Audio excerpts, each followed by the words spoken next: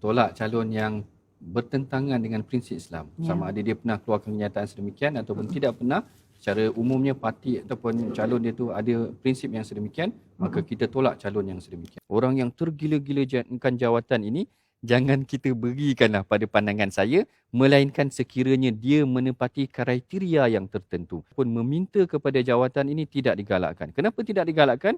Kerana orang yang meminta-minta ataupun harisun al-ri'asah ni, orang yang bersungguh nakkan jawatan ini, Fudail bin Iyad kata dia akan membawa kepada ketamakan kepada kuasa dan suka memburukkan orang lain.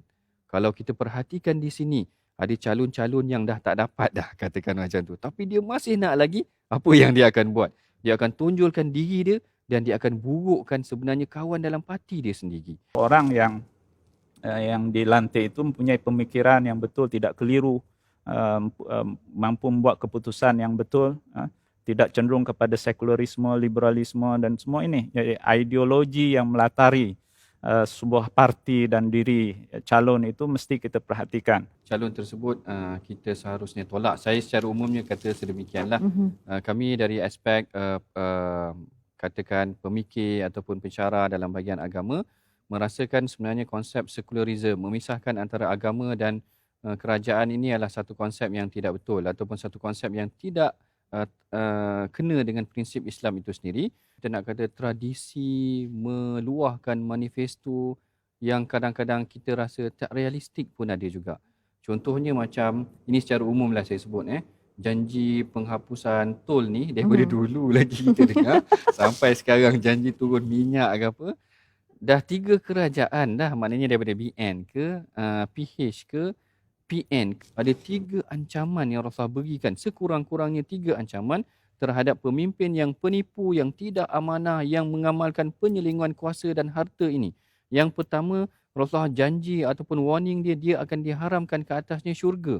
Yang kedua, mereka ini adalah golongan yang dibangkitkan sebagai pengkhianat pada hari kiamat. Dan yang ketiga, even Rasulullah sendiri dalam kes yang tertentu seperti ini, maknanya tidak menunaikan solat jenazah terhadap dia. Ini adalah ancaman yang keras. Masyarakat kena berhati-hati memilih pemimpin yang orang yang buruk dari segi akhlaknya tidak boleh kita pilih. Orang yang munafik. Calon yang bernaung di bawah parti yang meletakkan perlembagaan kebebasan murtad ini wajar ditolak oleh para pengundi. Jadi pengundi ambil tahu setiap perlembagaan, setiap parti itu. Boleh cari je di website parti politik masing-masing.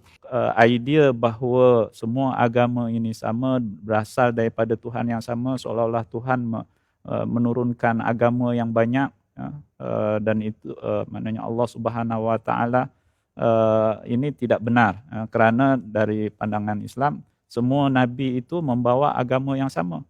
Daripada zaman Nabi Adam sehinggalah Nabi Muhammad, agama mereka satu. Tidak ada agama yang berbagai-bagai. Dengan menaburkan fitnah semata-mata untuk meraih undi, ini bukan sikap seorang Muslim. Maknanya seorang Muslim, etikanya, maknanya kita berpolitik secara matang, macam yang disebutkan oleh Dr. Khalif tadi, tak sewajarnya berlaku sedemikian. Seorang Muslim sepatutnya berakhlak.